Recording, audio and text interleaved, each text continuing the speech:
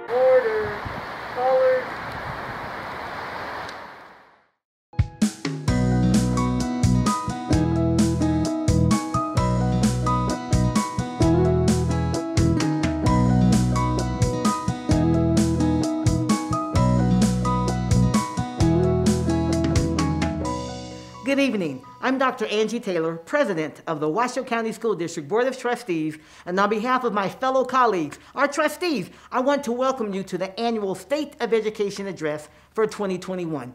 What a year it has been. So much has happened in recent months. Our district, our community, and our world are very different places today than they were just a year ago. And all of us here at the Washoe County School District have worked hard to rise to the challenge we have faced and to support our district families. While we are proud of our progress, we know that much hard work still lies ahead. To share more about our journey over the past year, I would like to introduce you to our Washoe County School District Superintendent, Dr. Kristen McNeill. Thank you, President Taylor, and welcome to the State of Education Address for 2021. I'm Superintendent Dr. Kristen McNeill, and I'm here at Smith Ridge STEM Academy, where I started my career as a teacher in the Washoe County School District more than 2 decades ago. Tonight, we are reaching out to you virtually. It's just another way in which we're adapting and changing due to the COVID-19 pandemic. As a district, we continue to face challenges, and we know that with every challenge comes opportunities to develop new ways to teach, learn, stay safe, and healthy. Tonight, I'm proud to introduce you to just a few of the many people who have helped our district as we've navigated new territory and blazed new trails in 2020. The students, families, teachers, trustees, and staff members of the Washoe County School District. We'll look at the lessons learned and tell you about our next steps as we emerge from this time that has tested us, strengthened our resolve, and helped light the path forward. But first, let's look back and see how it all began. My greatest hope is by making the tough choices now, we can save lives and all return to normalcy sooner. In March 2020, as the COVID-19 virus began spreading across Nevada, Governor Steve Sisolak announced that nearly all of the state school districts must immediately launch full distance learning programs. Overnight in Washoe County, 64,000 students and 8,000 staff members were informed that they would be teaching, learning, and working from home.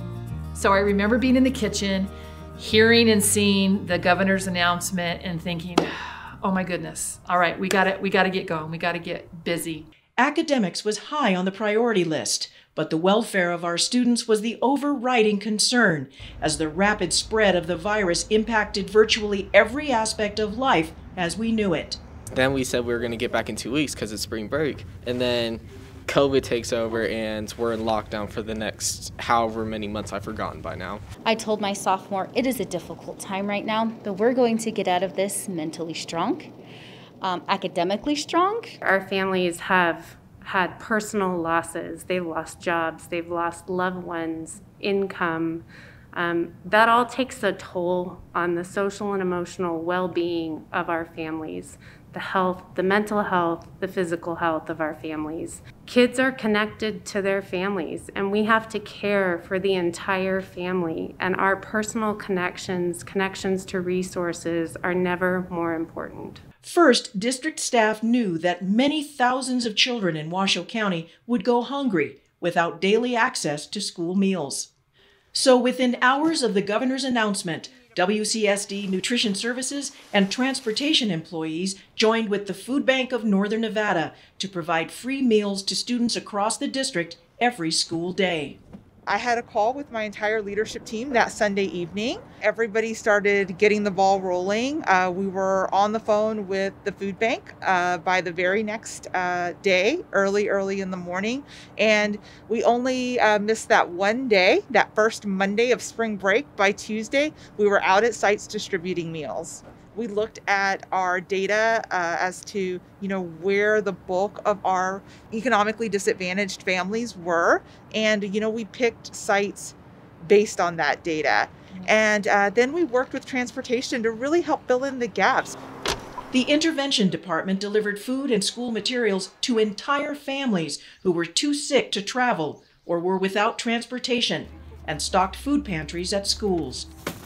And they distributed at Desert Skies the mobile harvest that provided food for families, milk, those kinds of things. We had usually averaged about 50 cars that would drive through those events. At one point it was 750 cars. The traffic was all the way down to Sun Valley Boulevard. And so there was a huge need for food, and the food bank really stepped up, made sure all of our food pantries were supplied, and then my staff just worked all the time to make sure it was available so that when families had needs, they could go home with a box of food to make sure that everybody could eat that night. So there was a lot of work, but when they couldn't get to those food pantries, we took those boxes and delivered them to porches too. We did over 2,300 home visits between March and the end of May. The district's Family Resource Center was also instrumental in helping stabilize families, as they have always done. For many families, the Resource Center became a refuge where they could share their struggles and their hopes for their children. They've helped me with resources like the Family Resource Center for rent, for electricity. They've helped with the food pantry here at the school. Just anything and everything that you could imagine. They've helped us with uniforms. They've helped us with transportation, bus tickets, shoes, school supplies, backpacks. They've been amazing. They have really helped us. It's been hard with the kids at home all the time. There's 5 of them, so it's not easy. They miss their friends. They miss the interaction with students, with faculty at the school. Meantime, other district staff were spending the 2-week spring break working virtually around the clock to create, print, transport, and distribute more than 50,000 distance learning packets to our students and families.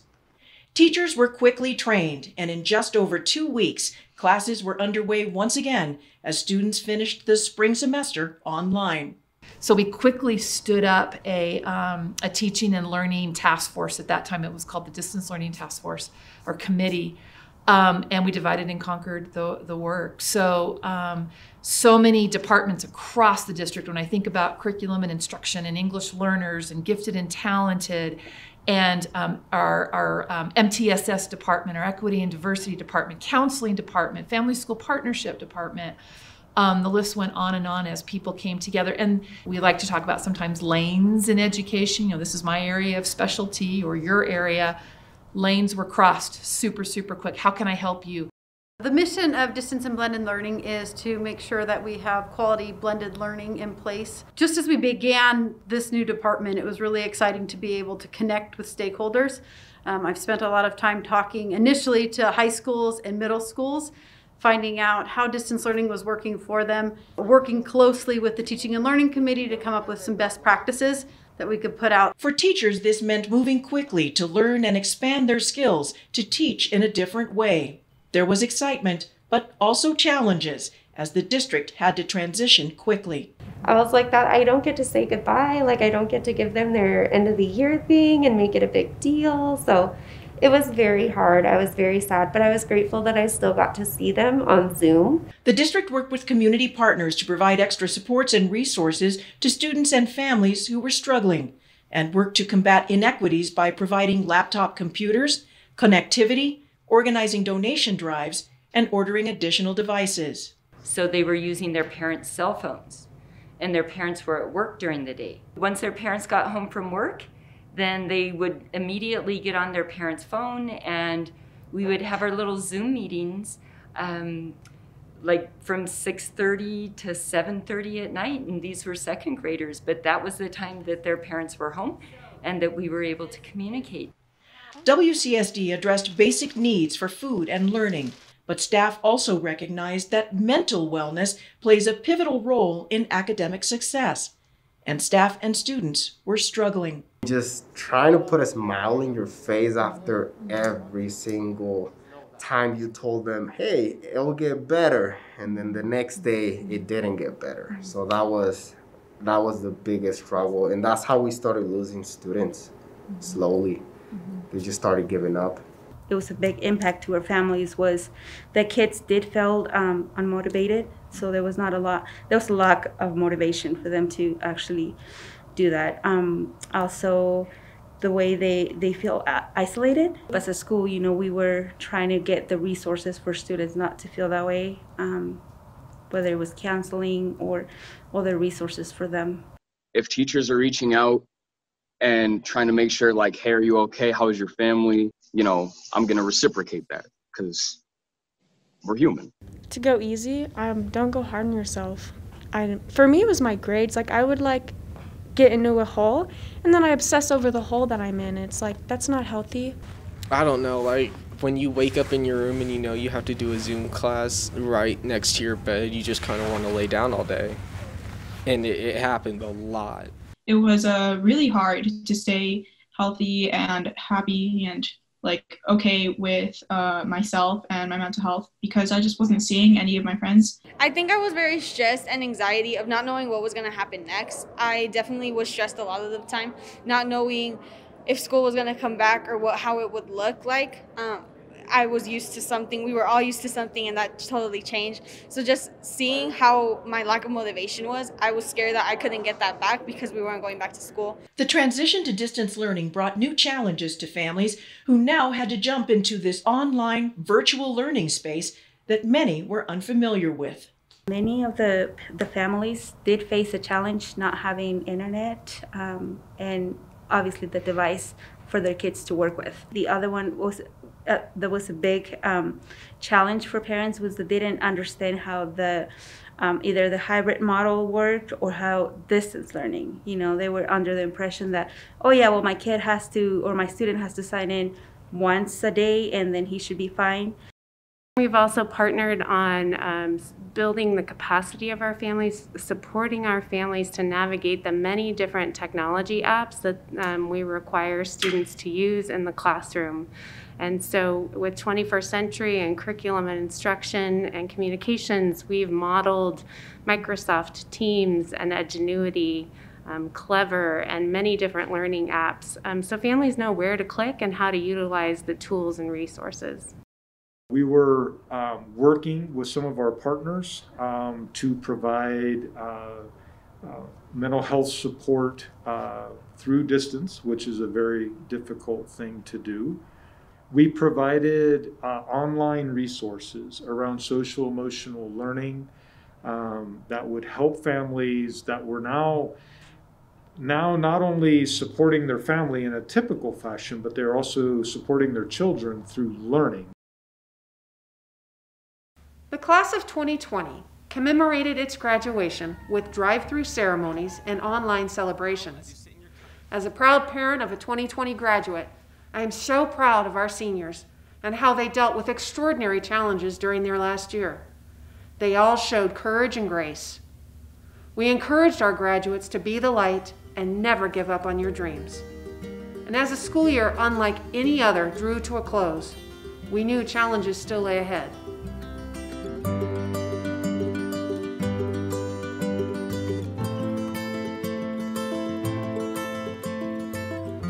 I'm Board Vice President Andrew Caudill, As the summer months began, the COVID-19 pandemic was impacting the Washoe County community.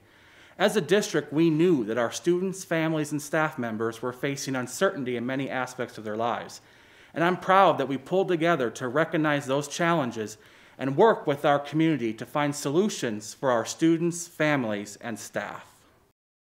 A high priority for district staff centered around ongoing equity issues. So we addressed the question, how could we ensure that all students received the services and resources that best supported their academic journey?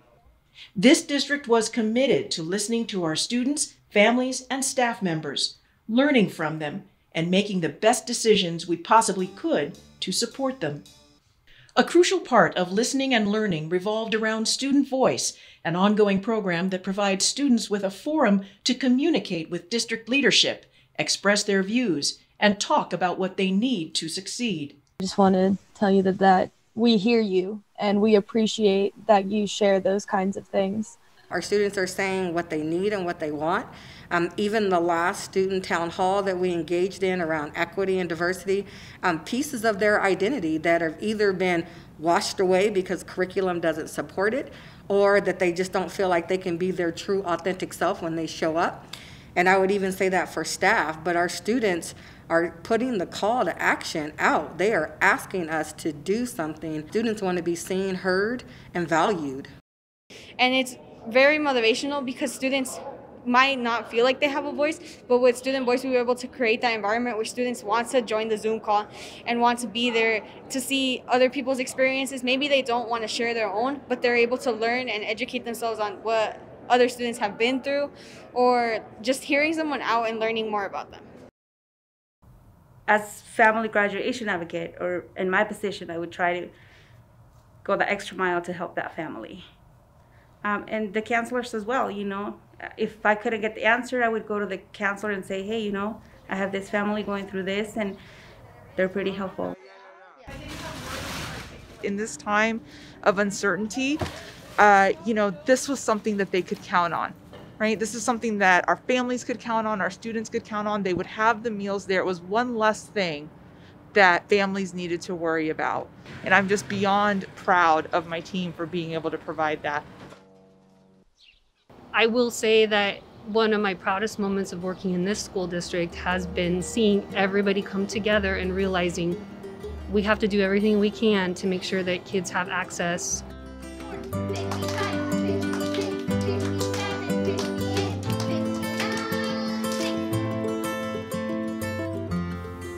As the summer began, we started gearing up for the new school year. We knew it was important to provide learning options for our families. Students could engage in classroom learning at the elementary level or hybrid in-person at the secondary level. And any student could decide to engage in full-time distance learning. All students and staff wear face coverings in our schools, wash their hands often, and keep their work areas clean. The district provided personal protective equipment and self-screening tools in an effort to keep our schools safe for everyone. And when we did have cases of COVID reported, we worked in collaboration with the Washoe County Health District to contain or prevent further spread. To provide our staff and community with accurate case count information, we were the first district in the state to have a COVID-19 dashboard, and we worked hard at making sure we had the most up-to-date information from the Washoe County Health District to the best of our ability.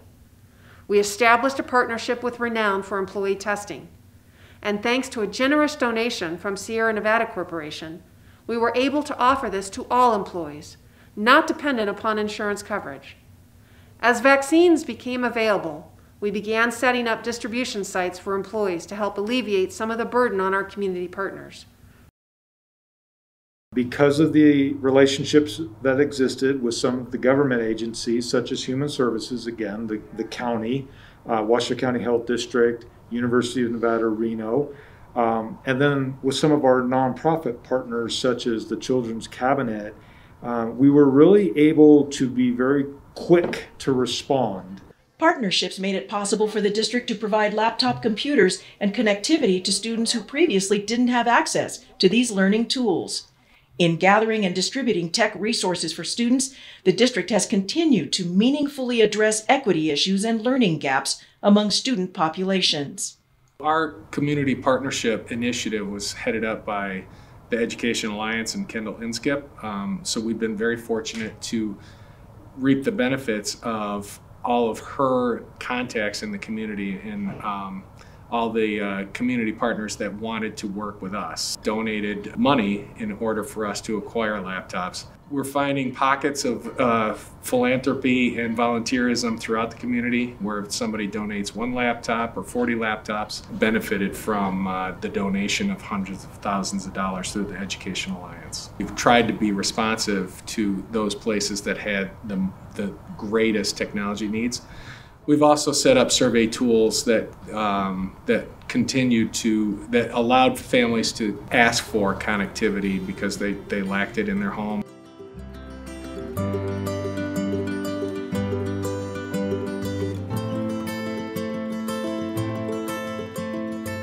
As part of its commitment to providing the best possible education for students, the district continues to build new schools and renovate existing schools to improve learning environments and provide greater opportunities for students across Washoe County. We've worked so hard since 2016, opened 5 new schools to date.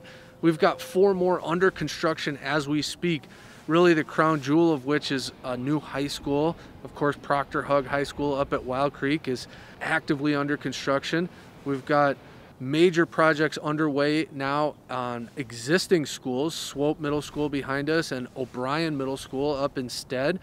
Michael Inskeep, a new elementary school up in Cold Springs, all actively under construction as we speak, on top of our most ambitious capital renewal program maybe we've ever had across dozens and dozens of facilities, replacing roofs, boilers, windows, flooring, painting, you name it, continued reinvestment in our existing schools and overcrowding relief across our district, all ongoing throughout 2021 and into 2022. The challenges that this year brought to the district and our community demand that we continue to improve building trust and respectful and meaningful relationships with our students and their families. What I'd like the district to do better about is holding us accountable when, in fact, we are not doing what we should be doing to make sure it's a successful outcome for students or families or staff. I'd like the district to really, truly step back, examine things like implicit bias, look at cultural competency, address what's happening in curriculum, and ensure that the capacity building that's happening is not a one-off, that we have a continuous stream of capacity building that speaks to the needs of social justice, social economic changes that happen, whether we're looking at students of different sexual orientation, gifts, talents, and abilities, and understanding that our community is changing and our community is becoming more and more vocal and wanting to be heard. Listening to and learning from students, staff, and families have helped guide the steps of the school district, helping to define our priorities and explore new and innovative ways to meet the needs of our district family. Today, living in a world few of us could imagine even a year ago, we look back on a truly extraordinary and challenging year. Most importantly, each and every day, students and teachers still gather to learn together and look forward to better and brighter days ahead. And the district is there to support them. Jessime, can you unmute, please? One of the great things that Mrs. Hall does is she shares her screen a lot and posts videos at that time that ask the kids to jump up and dance around or follow along while she's doing something. And often we'll have the gallery view up so that we can see Mrs. Hall up off to the right, and then her share screen is the big screen. I did a drive-through popsicle party earlier, and they drove through, and I had my mask on and gloves, and they got a popsicle, and just to see, see them outside the screen. They had a bulletin board. They did a writing project for Nevada Day. It went up at the bulletin board because you're at home, but you're still here. You're a Dietrichson Dolphin, and you're supported here, by Mrs. Hall and by the others that are here. They'll send me their videos, and one kid before they went to sleep had a video, and they were just waving goodnight to me. On on the screen here, you can see a little chart that shows how important it is to read for at least 20 minutes every day. So our parent university classes continue virtually online. We have more than 20 literacy club teachers who in the spring will host more than 40 literacy sessions with their families virtually to really build community and to work as a community in learning how do we support literacy at home given all of the demands that our families are facing at home. It's easy actually to overlook a student sometimes. So just the simple checking in with my student and acknowledging he's there and he may be at home, but he is there and how are you feeling? That one-to-one, personal relationship he has with his teacher, it's very special. Can you see it now? People do want to learn, and when it's a 45-second to a minute video, you're more likely to get them. So I created an Instagram and a Facebook, and every Monday I do Mathematical Mondays.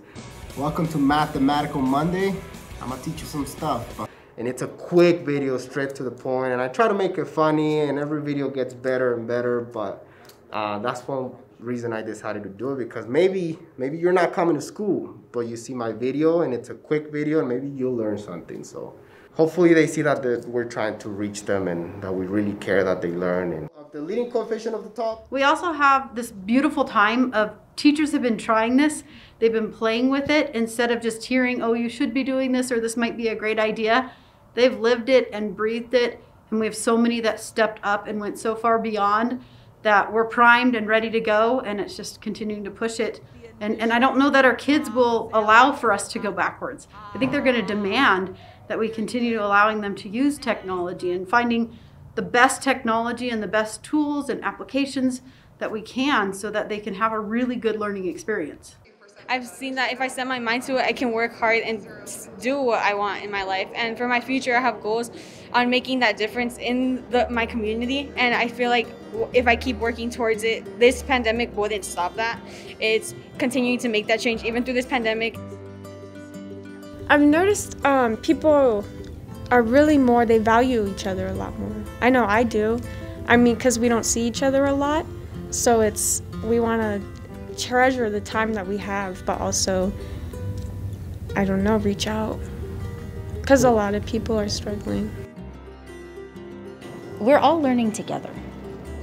And I don't have the rule book. Nobody has the rule book. I keep hearing that. Where's the rule book? There is no rule book. That's an awesome job. Kiss your brains. I wouldn't have changed my decision. I would still do this. I still think that this is where I'm supposed to be. I just have a passion for it. I have a passion to be here and to be with the kids and to make a difference in their lives and to help them to grow to be the adults that they're going to be.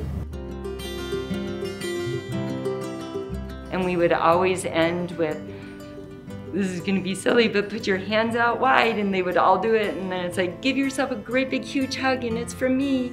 And they would all do that every single day because that's what they needed.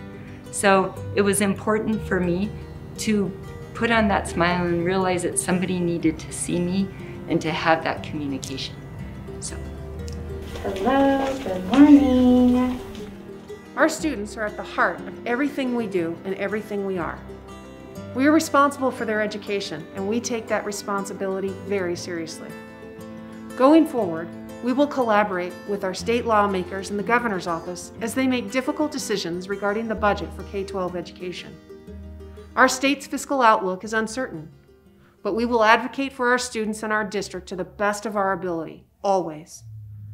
Also, our Board of Trustees will work with the district staff to plan our response and recovery and set important goals for every aspect of our educational mission in the coming years.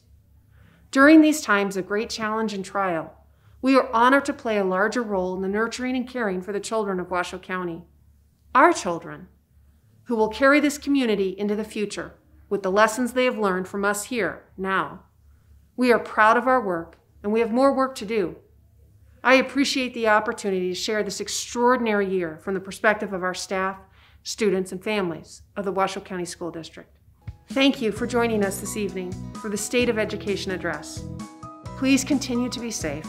And from all of us at the Washoe County School District, good night and take care.